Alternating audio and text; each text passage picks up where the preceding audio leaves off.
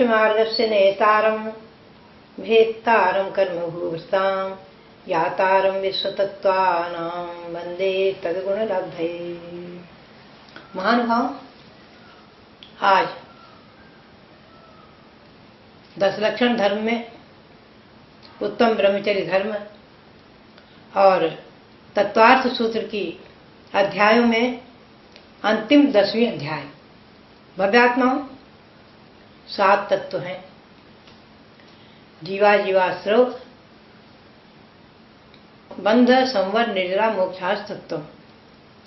जीव का वर्णन 4 अध्यायों तक किया है आचार्य देव ने, और अजीव का वर्णन 5वें अध्याय में। 6ठी और 7वीं अध्याय में आश्रव तत्व का वर्णन है। 8वीं अध्याय में बंध का, और 9वीं अध्याय में संवर और निर्जरा का वर्णन है। संवर और निर्जरा, जो महामुनि संवर करते हैं वही निर्जरा करने में सक्षम होते हैं। अब आगे आपको सुनना है हम और आप सबके लिए प्रिय लक्ष्य भूत, ऐसा जिसका लक्ष्य हमने और आपने निर्धारित किया है, ऐसा जो मोक्ष, आत्मा को परमात्म पद की अवस्था प्राप्त करा लेना, मुक्ति प्राप्त कर लेना। यस्य स्वयं स्वभावाप्ति अभावे कृष्ण कर्मणः तस्मै संज्ञान रूपाय नमोस्तु परमात्मने। समस्त कर्मों के अभाव से जो स्वयं अपने स्वभाव की प्राप्ति हो जाती है, सिद्धि स्वात्मोपलब्धि, उस मोक्ष की प्राप्ति, परमात्म तत्व की प्राप्ति, उसी का नाम है मोक्ष। तो उस मोक्ष तत्व का वर्णन करते हुए सबसे पहले आचार्य देव केवल ज्ञान की उत्पत्ति के कारण बताते हैं, क्योंकि केवल ज्ञान हुए बगैर मोक्ष न कभी किसी को हुआ है और न होगा। तो केवल ज्ञान, 5वां ज्ञान, मोह क्षयात् ज्ञान दर्शनावरणांतरा क्षयाच्च केवलम। मोहिनी कर्म के क्षय होने से इसे क्रम रखा है आचार्य देव ने। मोह क्षयात् ज्ञान दर्शनावरणांतरा क्षयाच्च केवलम। सबसे पहले मोहिनी कर्म का क्षय होता है 10वें गुणस्थान में। 10वें गुणस्थान के अंत में मोहिनी कर्म निर्मूल हो जाता है। उसकी 28 प्रकृतियां सब निर्मूल हो जाती हैं, समाप्त हो जाती हैं, आत्मा से पृथक हो जाती हैं। पुनः वो नियम से कर्मों का क्षय करने वाले 10वें गुणस्थान से ऊपर एकदम 12वें में जाते हैं। 11वें गुणस्थान, 11वीं सीढ़ी पर पैर ही नहीं रखते, क्योंकि वो उतरने की, गिरने की, फिसलने की सीढ़ी है। 12वें में पहुंचे और उसके अंतिम क्षण में ज्ञानावरण, दर्शनावरण की और अंतराय की प्रकृतियों का नाश किया, 4 घातिया कर्मों का नाश करके केवलम दिव्य केवल ज्ञान प्राप्त कर लेते हैं। यशार्थ भी, जिसके लिए हम और आप सब तपस्या करते हैं, पुरुषार्थ करते हैं, उपाय करते हैं, प्रयत्न करते हैं, वो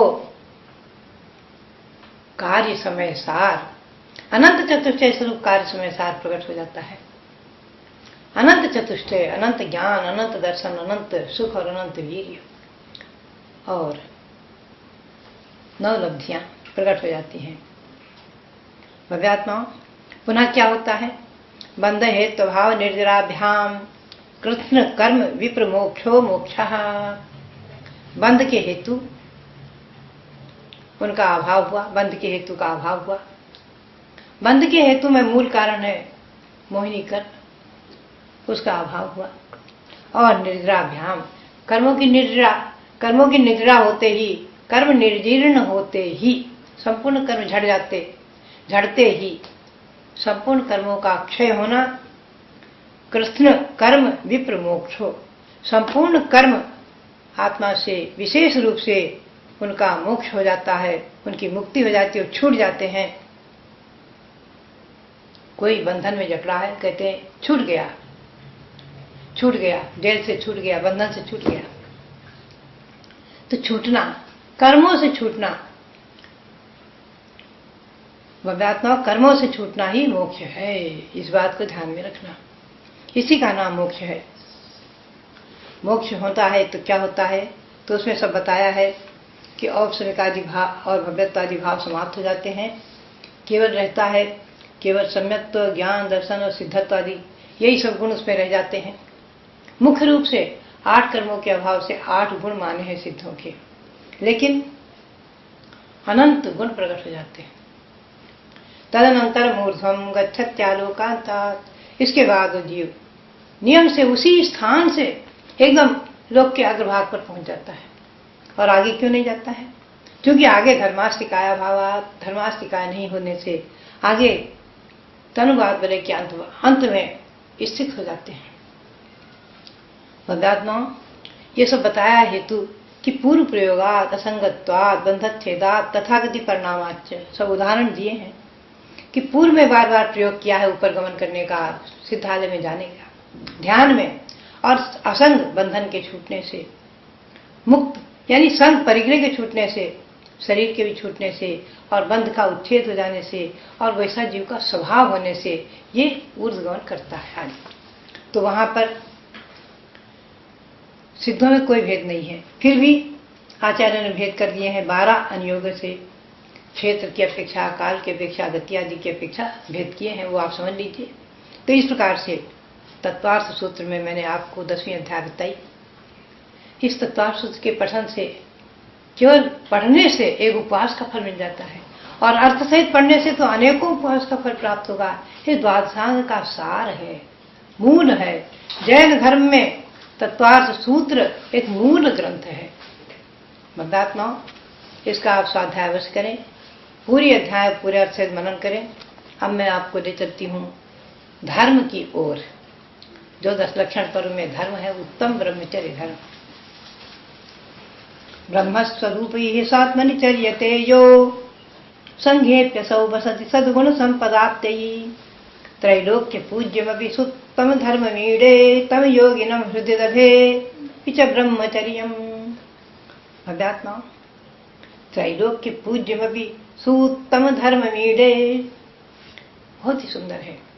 ब्रह्मस्वरूप, आत्मा ब्रह्म स्वरूप है। आत्मनि ब्रह्मणि, आत्मा ब्रह्म स्वरूप है, आत्मा ब्रह्मा है। उस ब्रह्म स्वरूप आत्मा में, स्वात्मनि अपनी आत्मा में, अपनी चेतन स्वरूप आत्मा में जो चर्या करते हैं, जो अपनी आत्मा में स्थित हो जाते हैं, स्थिर हो जाते हैं, चित चैतन्य स्वरूप भगवान आत्मा में अपने आप को तन्मय कर देते हैं।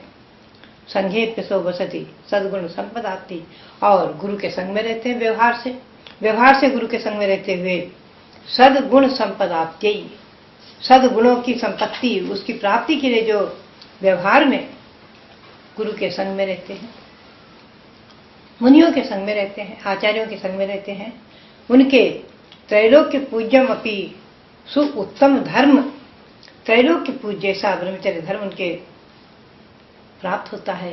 तो ईडे, उसको मैं नमस्कार करता हूँ। तम योगिनम हृदय दधे पिच ब्रह्मचर्यम, ऐसे योगियों को भी हम हृदय में धारण करते हैं, और ब्रह्मचर्य को भी।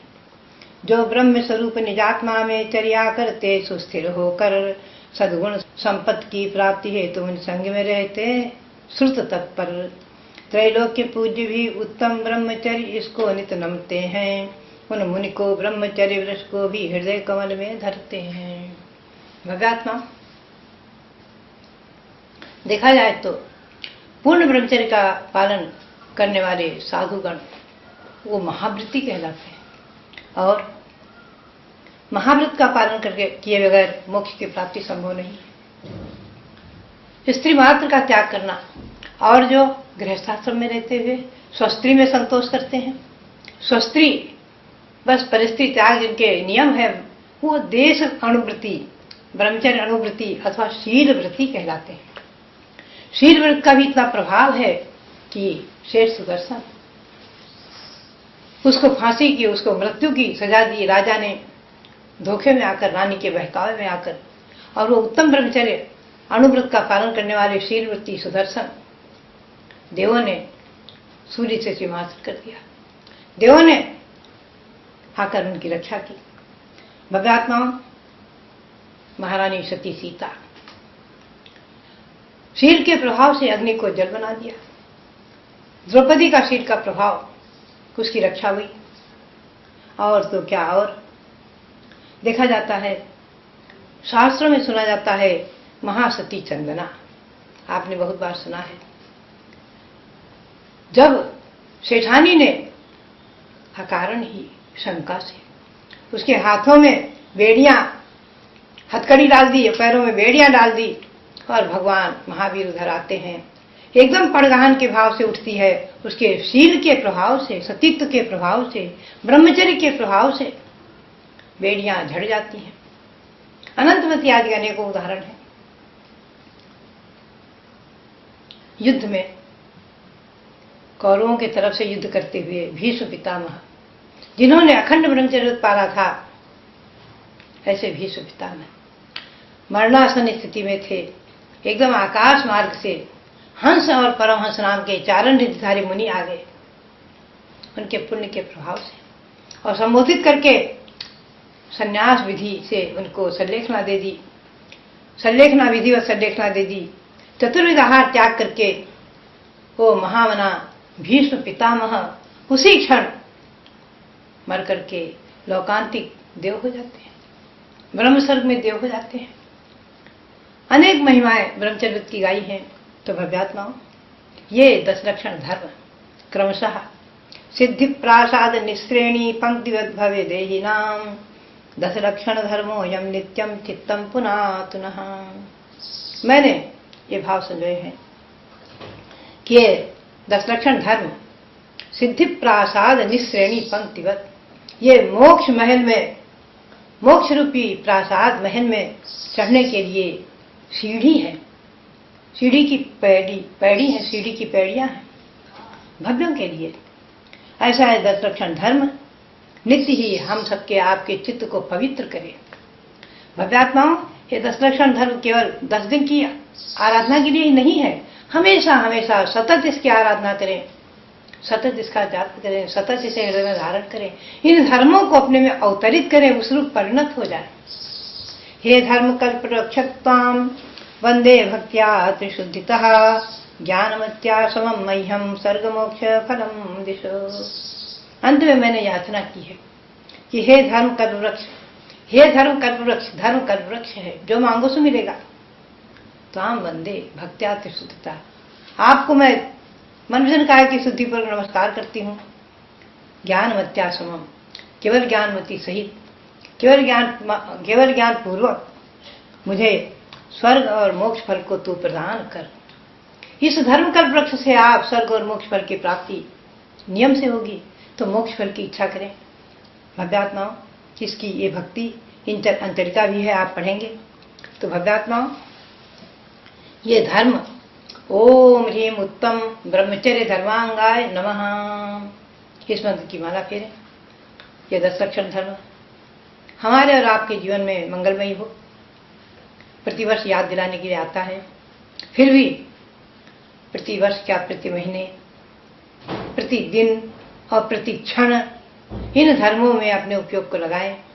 ये धर्म हमें और आपको सभी को संसार समुद्र से पार करके और मोक्ष को प्राप्त कराने वाले हैं। ऐसे धर्म की पूजा आराधना सबके लिए, हमारे और आपके लिए, सारे विश्व के लिए, सारे देश के लिए ये पर्व मंगलमयी हो। इसी भावना के साथ आप सबके लिए बहुत बहुत मंगल आशीर्वाद।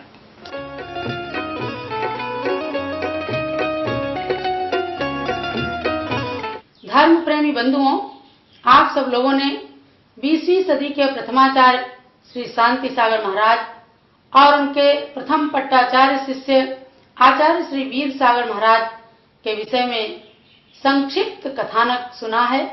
अब आप जानेंगे कि आचार्य श्री शांति सागर महाराज का साक्षात दर्शन करने वाली और उनकी प्रेरणा से प्रथम पट्टाचार्य श्री वीर सागर महाराज से दीक्षा लेने वाली गणनीय प्रमुख आर्यिका श्री ज्ञानमती माता जी के संक्षिप्त जीवन वृत्त को, जो 20वीं सदी की प्रथम बाल ब्रह्मचारिणी आर्यिका बनी है, ऐसी ज्ञानमती माता जी ने 22 अक्टूबर सन 1934 में बाराबंकी जिले के टिकैत नगर ग्राम में जन्म लिया। छोटे लाल उनके पिता का नाम था, माता का नाम था मोहिनी। एक थी मैना कुंवारी कन्या, प्रांत अवध में रहती थी। छोटे लाल पिता माँ मोहिनी के आंगन में जन्मी थी। एक थी मैना कुंवारी कन्या, प्रांत अवध में रहती थी। बाराबंकी जिले में है एक ग्राम टिकैत नगर सुंदर।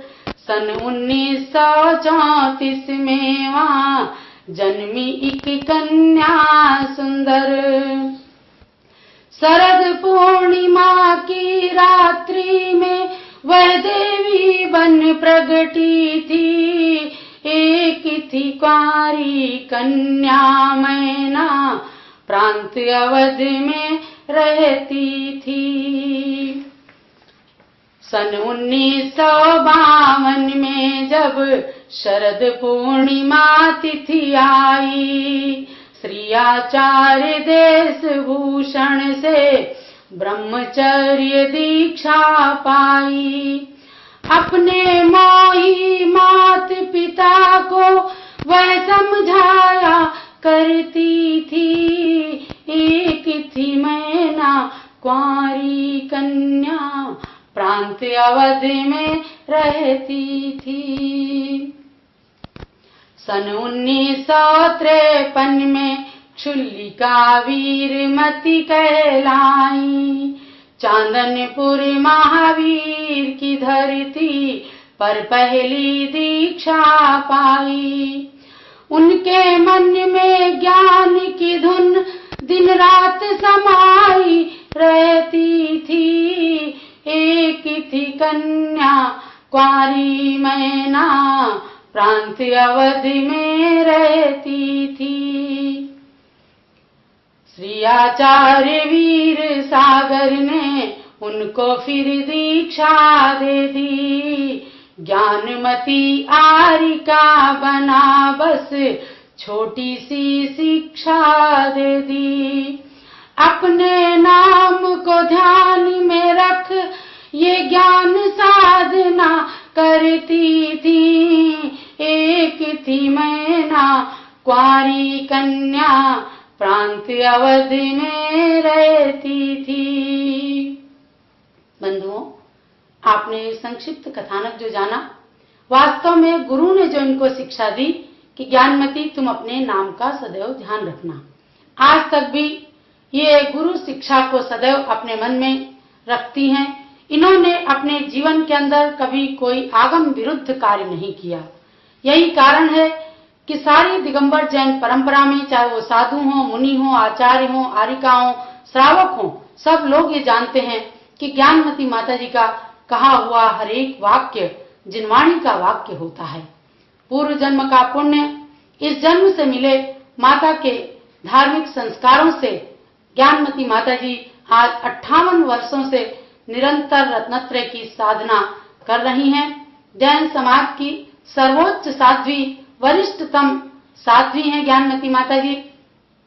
और आने वाली शरद पूर्णिमा के दिन इनका जन्मदिन आ रहा है, अर्थात 76 वर्ष ये पूर्ण करेंगी 22 अक्टूबर सन 2010 को। बहुत ही सुंदर संयोग मिला है इस वर्ष कि 22 अक्टूबर सन 1934 को ही इन्होंने जन्म लिया था, तब शरद पूर्णिमा थी, और अब 22 अक्टूबर सन 2010 का दिन आ रहा है जब शरद पूर्णिमा और तारीख एक ही दिन आ रही है।